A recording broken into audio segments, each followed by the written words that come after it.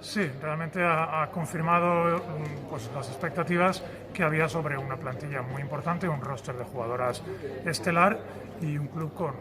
tradición Euroliga en la última década. Está claro que su juego, pues como te digo, ha estado a la altura, no han perdido ningún partido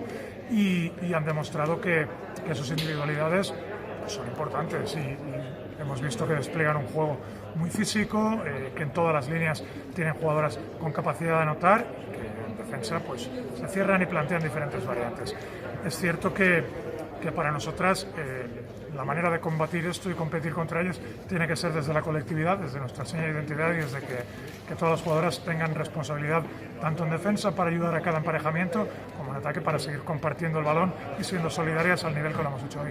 Bueno, yo creo que físicamente nos va a venir muy bien este día y medio de descanso, comparándolo con la otra final que jugamos, donde apenas tuvimos